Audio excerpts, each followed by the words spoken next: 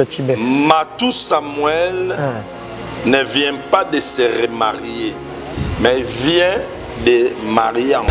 Donc, il a fait 4 bassi, à bali 5 fois. C'est normal. À quoi vous vendez tel que le Nzambe dans les Pambaka? Oui, bien.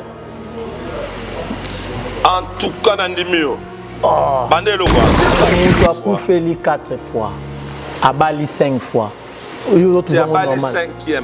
À bali 5e fois. C'est que le monde de Bozana va matou et permettre à Bino Boba na Bino 5 fois, 6 fois. C'est nous qui nous mabe. Non, mabe n'engeni za mutu nanga na tuni makeno mabe. Okono tone ba kufaka ba kufa. Oh, mais akufeli bali beliti.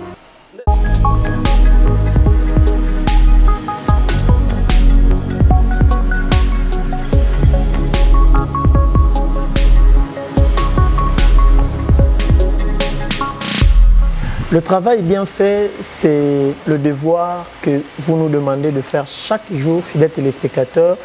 Torolembate, qu'on continue à servir bino, torolembate, qu'on continue à apporter les bino, informations, connaissances, nenge bozo tinda biso, pe nenge bozo exiger biso, to sale la yango. Nenge moko apôtre Tchibin, à l'obaka la fois passé, YouTube, ils ont raté, moko ya babilo, qu'on se distraire, mais YouTube ezali, et si ka o, tous ko apporter connaissances, tous ko apporter information, tous ko apporter quelque chose de nouveau, oyo,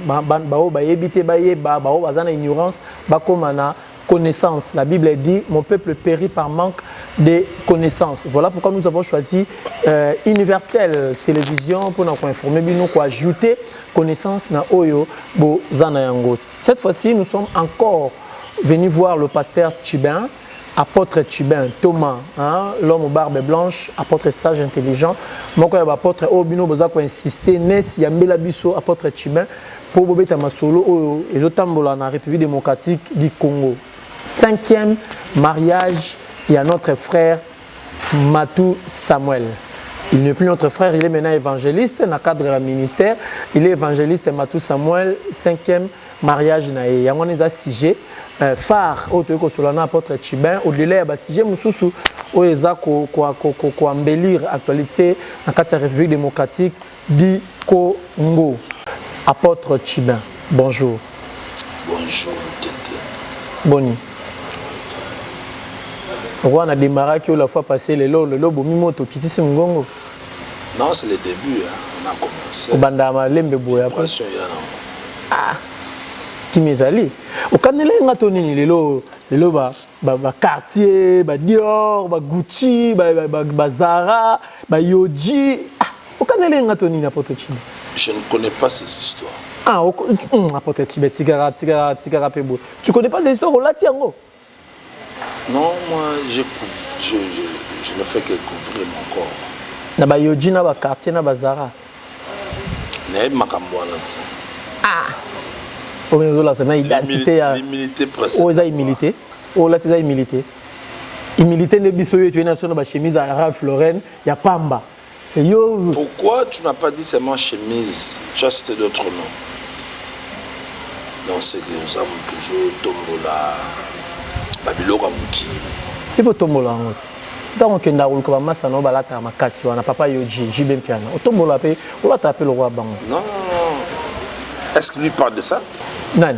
Jibem. Il parle pas de ça. Ah, mais toi aussi ma collection est née. So Sombi. Acheter, ça veut dire parler. Ah, c'est son goût. Il y a un problème. Najibe tu bandu tanga, tu ben na bandalungwa, mais tu développer l'intimité dans la classe. Depuis l'école. Il y a un bilon sous peut-être bon bino hein banes de beaucoup qu'à moi. Tel que je vois JB aujourd'hui, c'est les JB que j'avais connus. Parce que ce qu'il est aujourd'hui, c'est ce qu'il nous disait quand on étudiait. D'abord, c'est sans flatterie ni... Non. Tout temps là, JB était très propre. C'est une ambition très, alors très. Bien que moi, j'étais plus propre que lui.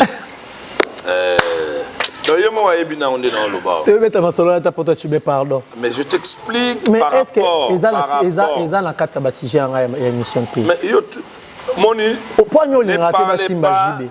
Non. Bato belé baloba makam o ba ebiti. Ko simba nyoka na luketu te. Nyoka za en place abandanga na mutu e pe na mukila. So yo simila luketu, il faut expliquer au te banda ki boye. To so la prochainement ça pose pas problème, à savoir que banda azalaka na nu jibo mukimbe mebité. Il était très très propre et il s'habillait bien. Alors s'il continue aujourd'hui, pour moi, c'est normal. Pasteur Chibin, tu es ma solo anate. Binonde boloba kabiyano ya ba question ya bino. Apôtre Chibin, tu es ma solo. Est-ce qu'il fait l'émission? C'est moi qui fais l'émission. Alors, on est dans la police à débat. Fidèles téléspectateurs, tous en apôtre Chibin. Le Théo Betama Solo Italie, 5e mariage. Il y a évangéliste Matou Samuel. Moi, je crois que tu vas parler des JB. Et au courant que Matou Samuel là-bas, ça c'est la 5e fois. Bon, officiellement, par rapport à notre relation, naïbité, tu m'apprends et j'ai vu ça dans les réseaux sociaux. Ah, yo bengi Matou Samuel, aux animaux Matou Samuel, benga ou confirmé. C'est toi solo na biso. Oh mais non, pour ignorer ce mariage à Mouninga. C'est ton frère, à Bétan Église Nayo. C'est ton frère, Bossala va parcours ensemble. C'est mon frère. Mais oui, mais pourquoi nous ignorer? Mais pourquoi nous ignorer le mariage Nayo? À tes 5e mariage. Pas ignoré. Et la 5e. Alors, bon, je ne sais pas ce que tu as comme question. Si la préoccupation de Nes Louté tes pour 5e mariage Yamatou, parlons-en. Bon, voilà, 5e mariage Yamatou Samuel. Yo étant qu'homme de Dieu, très normal. Pardon? Très normal. C'est parce que vous ne lisez pas la Bible. Ah. Et puis, j'ai aimé, hein, tu as bien commencé l'émission, le Bible. Mon peuple est péri parce que le manque de la connaissance. Oui, là, c'est les simples journalistes, merci l'UTT. Il y en a le Bible. La question est posée, est-ce que c'est normal? Oui, très normal. Mais comment vous normalisez? Moi, si Bakabouanine, moi, si Akoufi, il a jugé bon de se remarier. D'abord, la Bible dit quoi? La seule chose qui doit briser le mariage, il y a la mort, 2, l'infidélité. Ça, c'est la Bible. Donc, tu as fait 4 bassi, à bali 5 fois. C'est normal. À quoi vous vendez que le Nzambe dans les Pambaka? Dans le bien, hein? Bolingi ko incriminer battu 2 fois. Tu as fait 4 fois. À bali 5 fois. Tu as bali 5e fois. À bali 5e fois. Êtes-vous sûr que Matou Samuel, moi sinon Uchokufa Oyo Yamunene Yamuluba Ngalula, je crois. Si je n'ai pas oublié les noms. Moutounion so Oya Yebi Babse Kwande le Kanaki Matou Awa Nga Awa. C'est un fois pour moi. D'abord. Au conseiller qui était pour Annie. Quel conseil par exemple? Mais oui, c'est que non, mon frère Vandana nous Kimia Kobalana nous té. Depuis moi, il y a même pas 5 ans. La Bible dit si tu brûles, marie-toi. Maintenant, qu'au brûler, ça dépend de la personne. Te voir comme ça, tu peux jamais faire 2 mois sans une femme. Ça se voit. Bon, apôtre Chibin, to Vandana nous qui place ouana. Question d'Angezali, pourquoi osons normaliser Yango au lieu au PSAE conseil étant que ton frère? Parce qu'à un certain moment, Matou Samuel n'est pas le moindre chez toi. Ce n'a pas conseil psycho. Donc, ça veut dire Matou Kende Boumalibala. C'est ça le conseil. Parce qu'il est déjà marié. Il est déjà marié. Mais au PSAE qui a inventé pour Annie, apôtre Chibin. C'est là où beaucoup de gens ne comprennent pas. Ce gars dans le lobby, au moment de tout ça, on a une mission. Et ça n'a pas tout le monde sous que Nes, pire mouta passé, tu me donnes tant on me dit pourquoi. Oh non. Tes voix, je le reprends. Net sur ça, polygame. Apôtre Chibin, fidèle téléspectateur, Nes Louté n'a jamais été polygame, du moins il n'est pas encore marié. Nes Louté cherche comment se marier.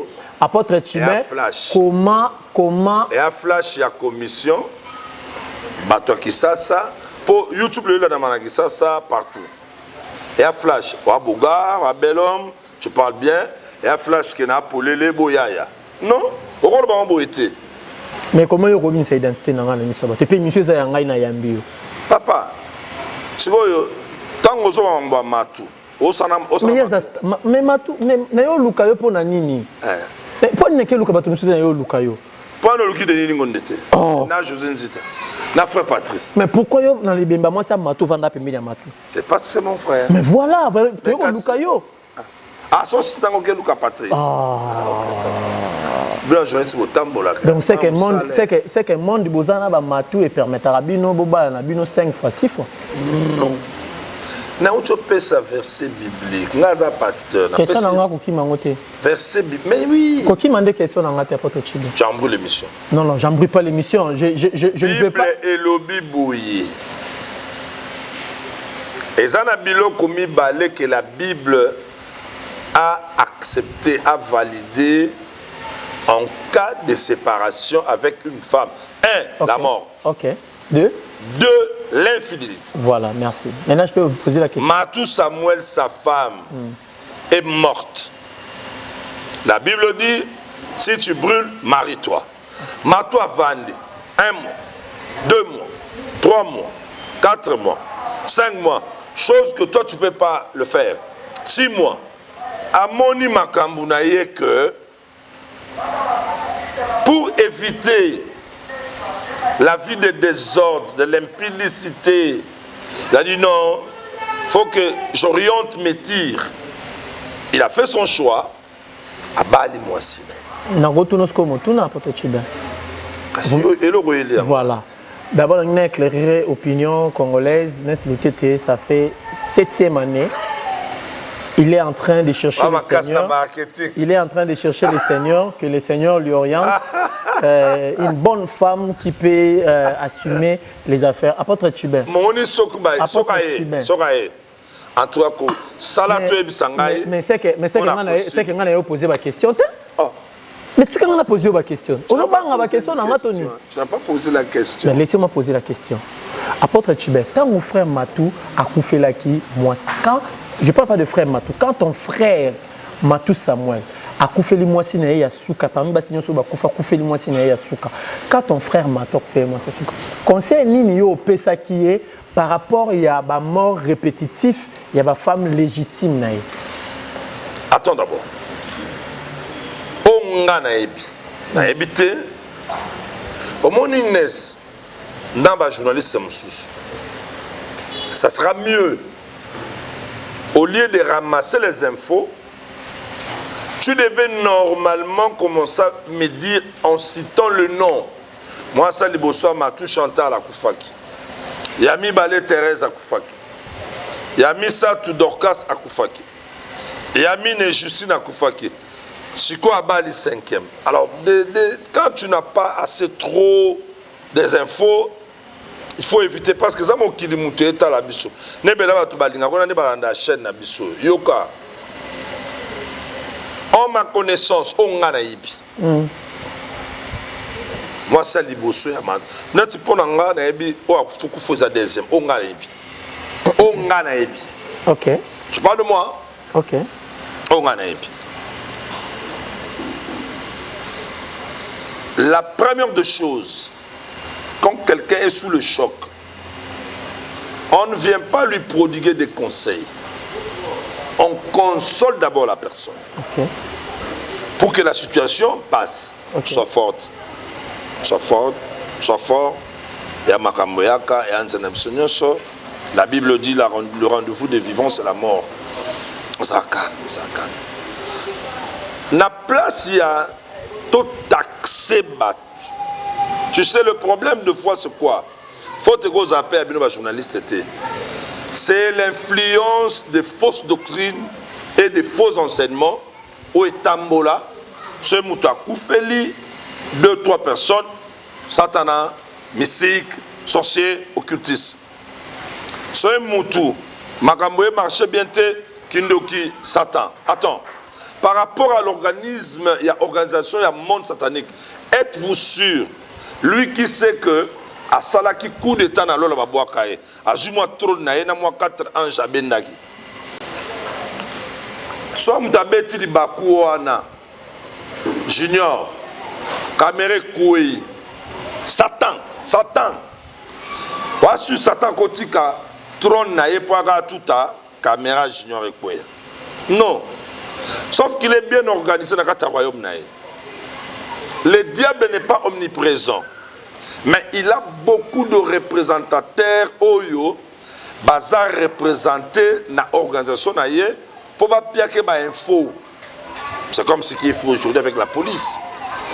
Général Sylvestre Kassongo, coup de chapeau, merci pour le travail. Tout ça, ma poste, commune, ma société, Motorola, celui qui a matadi qui bala. Na Motorola, on va informer. Pas Epanzani. Donc, bref, il y a d'autres choses. Moutoua koué de camp. Toye, to pesier, encouragement, na consolation. A Télémi, Matou Samuel attend na ban. Azana bandak. Vivre seul, il a trouvé que non, ça ne sera pas bon.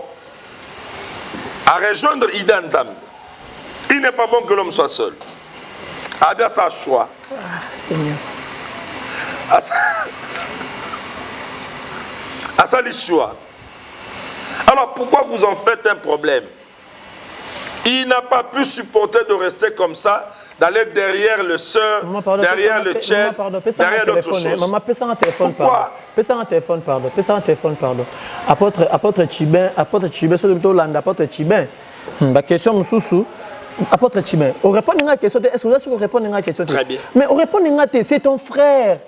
Ngai le autre un problème na epa na yo lo albuso net le lota na bureau là so ebisingani mon frère Ness boni likambubo il faut pas que ça la ngo prochainement faut que ça la kaboy ngana yambi avec tout mon cœur parce que je vois que c'est mon aîné qui m'a aidé mais lui c'est ton frère pourquoi au pesa qui est conseil tips matu vanda attends Edenga na banet Edenga azada na banet Edenga azada na banet net na idée no conseil FNFC ma trouba ajusté.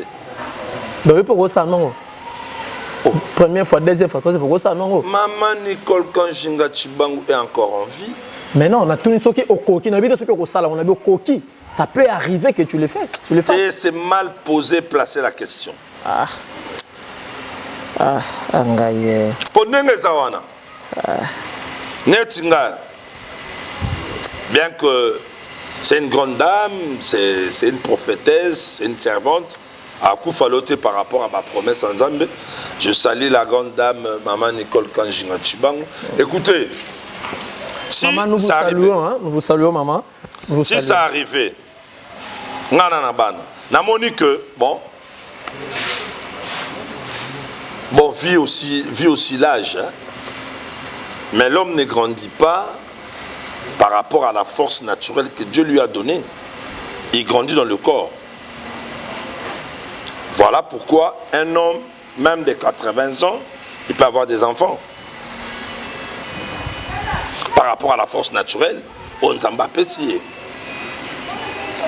Avant de continuer, Fili Assalempio, l'homme idéal, Motema ya mwasi moko, le seul mwana poto oyo, azaka na mwasi moko na niveau ya Europe, Amérique, Asie, Afrique, dans Mokil Mobimba. Fili Assalempio, azaka na mwasi moko. Je suis un big dédicace ici aux Ali. Pour te dire vrai, mon frère Fili Assalempio, nalingarayo mingi parce que ici quand outil, ici quand outil on a moninga na yo dadu mengi, monta kabulabino azate. Apôtre Chibin, to continue le solo oya frère Matou, lelo frère Matou à Bali. On peut s'agir conseiller dans la koufela qui lelo à Bali. Est-ce que soyons sérieux. Maintenant, permettez-moi de poser une question, s'il vous plaît. Vous me permettez, puis vous allez réagir après. D'accord. Le frère Matou à Bali. À Bali, moi, c'est les informations que je viens de vous donner et ce que tu as vu dans les réseaux sociaux. Et il a mené une femme à la maison. Par rapport à ce qui lui est arrivé dans le passé et par rapport à ce qu'il a décidé de faire présentement, Qu'est-ce que vous lui direz comme conseil? Je sais que dans ma réseaux sociaux, dans la télévision, c'est un peu difficile, mais étant ton frère, qu'est-ce que tu peux lui dire pour que ce qui lui est arrivé et comme il a eu sous-souté? La Bible dit ce qui est passé est passé. Ne pensez plus aux événements passés. Vrai problème des abouilles. Si je garde encore l'idée de la question, pour que je puisse bien répondre, on a posé la question. On a posé une question. Ndenge, votre frère, ton frère, Matou Samuel, vient de se marier encore. Pas de se remarier, mais de se marier encore de nouveau. Oui, bien, bien. En tout cas, Nandimio, Bandelo Guana. Matou Samuel ne vient pas de se remarier, mais vient de marier encore. Nous ne nous ignorons pas. Se remarier de se marier. Est-ce qu'apôtre Tibé, vous pensez que nous ignorons tout ce qui est arrivé à notre frère Matou Samuel? Tout ça qu'on ignore en côté. Je sais que je suis intelligent, c'est net s'il était les simples messieurs. Voilà, ma question est celle de savoir, ton frère Matou Samuel vient de se marier encore de nouveau. Par rapport à tout ce qui lui est arrivé, quel conseil vous prodiguez? Parce que vidéo est comme il a même dans le canal, même dans le canal, la vidéo est comme il a conseil vous prodiguez pour que vous comaki na garde fou. Tous ces gens qui parlent par rapport à cet heureux mariage de mon frère Matou Samuel, à cet heureux mariage, un mariage de longévité jusqu'à Bompaka. Heureux mariage. Alors, qu'est-ce qui est caché derrière vous? Tous ces gens, réagissez. Et l'Oko Zaboui, Junior Landa, Binonio Souboza en complicité avec Jumbo Landa. Avec la petite expérience, que vous avez une carte cachée ou une pensée cachée par rapport à la personne de leader Matou Samuel. Oebines, moni Matou. Oui, pour inventer Matou na yo. Continuez non papa. Oebi Matou. Leader Matou Samuel. C'est un grand leader. Mais oui. Nakata musique congolaise. Ce c'est la patriarche de la musique congolaise. Pas musique congolaise, mais musique chrétienne. Oui, d'origine congolaise, mais dans le monde. Le seul chantre. Pardon. Le seul chantre. Aimé. Hein? D'après attention. Aimé. Félicité. Devant le monde. Par paix à son âme. Soit par paix à son âme. Papa Wemba. C'est Matou Samuel. Je t'informe, je ne sais pas. Alors, je reviens pour dire ceci. Au moment où Matou Samuel, la nature naïe, c'est un gars simple, calme, sérieux, bon, honnête. Naïebi ba musicien à Matou Samuel, n'a informé. Oui, n'a qui tourné à Matou Samuel. Quand Matou a commencé, moi je jouais à la batterie, pas dans son groupe, mais quand il venait jouer dans notre église à Saint-Ministries, paix à son âme, mon père spirituel, le docteur Ngoyangouba, l'église aujourd'hui.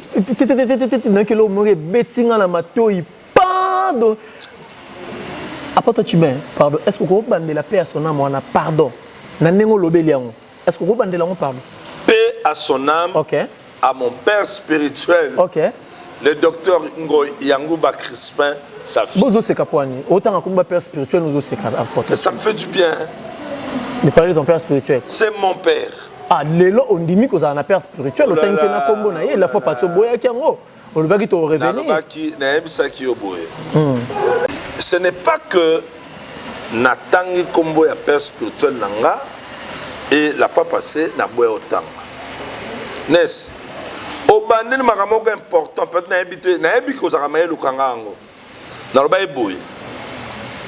N'est-ce? Batu nyonso batalaka YouTube. Et on a batu nyonso bakoma YouTube hein. En pleine émission hein. Netu, je parle. Netu ndiye bon. Nga vana là. A fini à telle à ce qui. Non. Si nous prenons notre temps, vous et les caméramans et consorts, c'est votre métier, c'est un travail. Bien sûr, vous gagnez beaucoup sur ça. Alors, nga na zutananga na pensionnaire. 30 minutes, 45 minutes. Le temps, c'est de l'argent. Mais Nandimi, dans le souci que je veux apporter éclaircissement à Balandi, à point Moussous. Au moins, il y a père spirituel. C'est un point, on ne peut pas le passer comme ça. Il faut tout expliquer, Batu. Nakutana nes a teyangai. Nekunanga banganzambe pesa fine pa nesu masia bona. Nesu a teyinga wana. Aotubola mutema ya 6 mois. Ameminga l'église, pasteur Junior, né pasteur Anès, qui devient automatiquement mon pasteur. Ness m'a prêché Jésus et j'ai reçu Jésus. Ness n'est pas mon père spirituel. Naïs qu'on église, pasteur Junior, bandi qu'on enseigne bisou. Alors ce sont manzam. Qu'est-ce que l'église? Qu'est-ce que le ministère? J'ai le goût. J'ai compris le ministère et j'ai le goût de commencer à servir. Dans cette église, pasteur Junior a découvert que nous avons couragé. Abinon frère Chibin, na ligno zwa mégaphone, au banapé kobe la ranatongo batba en église. Je commence à faire ça. C'est pas le pasteur Junior qui m'a annoncé la bonne nouvelle de Jésus pour que je reçoive le Seigneur. C'est les frères Ness. Bison yo a frère Ness. Ote nga Yesu. Na yambie so kango pombix. Même dans l'église, il y a pasteur Junior. Si lelo na komi mosali nzambe. Maintenant posons-nous la question. Entre le pasteur Junior et le frère Ness, qui est mon père spirituel? C'est là où ça pose problème. Après quelque temps, tu es consacré pasteur. Tu es allé dans ton église. Bano ça peut boulot. Et qui peut bien? Nga koto peut na poussani. Parce que Junior après ça espace, un peu évoluer. Toi tu dis aux gens, frère Chibin, c'est mon fils spirituel. Nga des pères spirituels naé. Nga mna Yesu. C'est là où nous devons éclairer et les pasteurs, et les nouveaux pasteurs, les anciens pasteurs, et nos fidèles d'aujourd'hui, de comprendre la différence entre la personne qui t'a annoncé la bonne nouvelle, qui t'a aidé à recevoir Christ, point barre, mais croissance nayo, jusqu'à devenir pasteur, serviteur, Nassé ya makolo, ya mutumo, c'est pas lui. Lorsque nous parlons d'un père spirituel, ce n'est pas la personne oyo ateyo sango yambiye sukomi mwana nzambe. Il ne peut jamais se prononcer qu'il est ton père spirituel. N'a pas terme clair. Pour moi, c'est quelqu'un que Dieu avait utilisé, un canal que Dieu avait utilisé pour que je connaisse le Seigneur. Moi, je vais vous expliquer en haut parce que mais la personne qui m'a pris les ABC, côté, comme modéré, le ministère, pasteur Junior, mais c'est lui qui est mon père spirituel. C'est mon cas. J'ai donné cet exemple par rapport à mon cas. Est-ce que tu peux nous dire le père spirituel de ton frère Matou Samuel? Parce qu'il est là comme évangéliste. Pasteur Nani, pasteur Ngiri Nani, pasteur Akoufa. Le nom m'échappe. Il était gros comme ça dans Ngiri. Mais oui, il est quand même père spirituel. Là, très bien. Donc si aujourd'hui le frère Matou Samuel est en train de faire tout ce qu'il fait là, c'est parce qu'il n'a plus de père spirituel. Mais il est ton frère, il est ton frère, il est ton frère. Est-ce que Matou c'est ma bête? On appelle ma bête. S'il fait tout ce qu'il fait là. Il fait tout ça. Oui, tout ce qu'il fait. Il fait quoi? Matou Samuel na sepelaki na français na yo. C'est pas que Matou Samuel s'est remarié. Matou Samuel s'est marié. Boluka te boye ba na siège na bino nyonso entre vous les frères. Matou Samuel yo na ba batum so to yiba kombote. Boluka te boye ba le pourquoi le frère a connaîtra quand ya ba décès ya ba femme à répétitif. Ah to beta masolo entre biso mibale hein donc te biso ba to beta mukili. Deuxième mission. Mo distraire. Nenga zawana frère et évangéliste Matou Samuel, les Araques, ça c'est pour moi. Écoutez un Akaliboso, Simbite. Akoufi. Écoutez un Mibale, Simbite Akoufi. Akoufi, Issoussou. Matou Samuel a pris son temps et ensemble l'ensemble. Jusque-là, non, on peut se réponse. Mais finalement, on va dans le Matou Samuel, vous êtes dans le collège, non? Yo, toi d'ailleurs, tu n'es pas son ami, tu es son frère. C'est mon frère, voilà. Matou Samuel. Voilà. C'est mon frère. Est-ce que Nakiboyo Mokobo, Vanda Pena Bolobi, Tokotanon, Tolukano Nganzambe, pourquoi le frère, Babel, Ser Nabiso Mingi, Bazokufaka, Bazokufaka?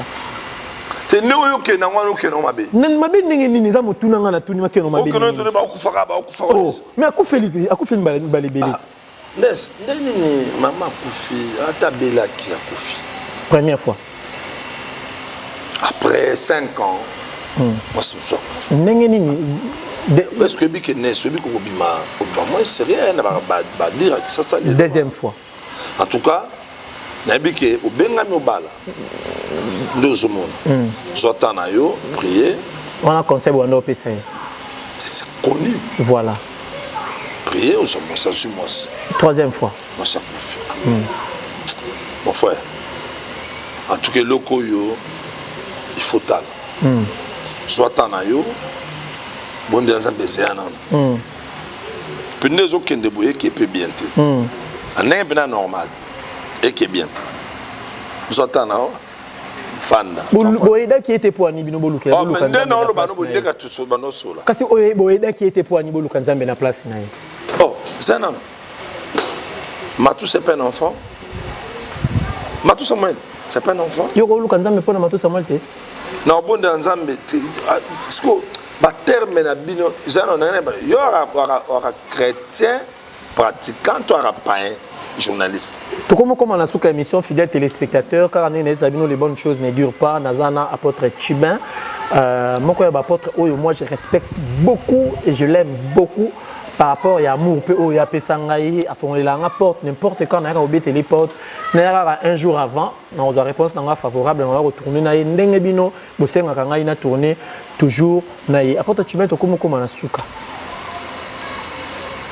avenir il y a carrière il y a Matou Samuel avenir musical avant tout le monde avenir musical ba vidéo où tu go leka et déjà il y a Kalamé tout le monde ils ont mis sous na base moi si wana wazo globa Matou Samuel na kanye na moi si na ndako na zana ngwa na zana ngwa pote Chibé soko koti ngo but na relaxa yo moi so wapi est-ce que na relaxa yo pote Chibé voilà fidèle téléspectateur universel Universel TV et ça mon quoi ba chaîne yo oche hein voilà wapi mutu atindela kinga yango parmi ba source na ngai wapi pendant que nazo luka big dédicace à toi Graciela Kabongo la femme au grand cœur moi c'est la femme battante. Big dédicace aussi à toi, Emma Kapita Modjalici. Big dédicace à toi, Emmanuel Gizanga, les politiciens intelligents, les politiciens sages, les fils biologiques et politiques. Il y a Gizanga Cléophas. Comment on est? Comment on est? Big dédicace à Matt. Marthe Gouzonda, donc veut dire la maman formidable, gros bisous aussi aux Ali. Et puis Lauriane Kanga. La réserve stratégique, hein, la réserve stratégique, Lauriane Kanga, veut dire gros bisous nanga yangwana. Mine, Yasmine Ndilou, Mine, la queen, donc veut dire big dédicace nanga yangwana. Et puis on a une vidéo, oh y'a moi. Kasi y'a moi to lukati, zela uzomona. Comme on a moi sans Aïdan. bon azalaki moi ça JB na kala oui na dé ya moi si wana JB pa yaka et puis comment peut azala moi ça ya Matou Samuel aya okanga Matou Samuel moi c'est musu na kata ndako apatre Tibé azande kona yo so tolo ba vérité o la télévision hein koto ke mabe tozo la kisa Georges voilà voilà yeyo fidèles téléspectateurs vidéo bozo yangwana bozota là vidéo yangwana bozota là c'est ta femme légitime on va dire na bongo bimisi bongo parce que on est déjà na baba là ça est loginae yeyo comment va dire que bon kulenga attends oui bien papa na ngai nazolela kaso tu fasi kayewa nozota na télévision yewa nozota na télévision oui bien kayewa na asali ya lubini ozo kate akangi matuna mwasi akanga frère matuna mwasi na kata ndako te na kata mais vidéo yango yo baninga bazobande ko bozotala mato sana mais mato na kata ndako akanga maka tu sais que cette dame akanga maka attends d'abord est-ce que tu sais que cette dame a demandé pardon dans le monde tu sais. Mais oui, le pardon était venu au nom de l'amour. Non, pas de l'amour. Mais au nom de l'amour. Elle a compris que... À Petaki. Non. Zoua Moko Yamfutuma. Tu n'as pas réclamation familiale, n'a pas. Mais ça... Fidèles téléspectateurs, avant de continuer, votre vidéo. Votre la vidéo, et puis on va se retrouver tout juste après. Je suis ta femme légitime. Au balinga na bongo bimisi boye. Ba cérémonie on est na ba bande. Zela. Comme balaki ka po roulenga attends. Maman, excusez, likambo zani. Papa na ngai. Nazolela. Et pas maman Olive. Maman Olive ngai yo yebinga. Nga moi ça Matou Samuel. To yaka na makambo ya grand hôtel na makambo cinquantenaire. O yebinga. Bon, si vous avez la violence faite à la femme, Matou Samuel a saligné sa violence. Maman Lukiana, Bota il a gagné Camboy. Moubala a mérité prison. Bota la banoy, Bazani Balé. To Botina Matou Samuel a balinga Isaki Nengeni. Moi, ça Matou Samuel a koufi. Matou Samuel a yé et pananga. Na il fait que frère, Nana Kukama Kambuya, Basali Anzamete. A fait un zambo à Tininga et Panayo, Sambela a Corianté yo. Na yoko kota Bozindo, na yo quel frère Mawa. N'habité, comme ça n'a pas nous, c'est rien à ligne, on a plus d'affection pour se retrouver. Papa n'a pas bon, on a bon $15 000. Nazaki na Mercedes n'a 230 coupés na valeur à $8 000. Nazaki na ndaku na ngaba bien na nganyo sandaku na valeur à $6 000. Na teki bilo konyo swan, na mo nazaki na una maboko. To matusa mwana balinga, to vandi na ye, to lenda ye mbongwa mususu to tonginda ko. Papa zanda koyo. To tongina inda ko zo mono ya zuma sa tshena ndako. Nenga zo ba mwasa za chambre. Batsa mwana kanguna ndako aboy kopimo.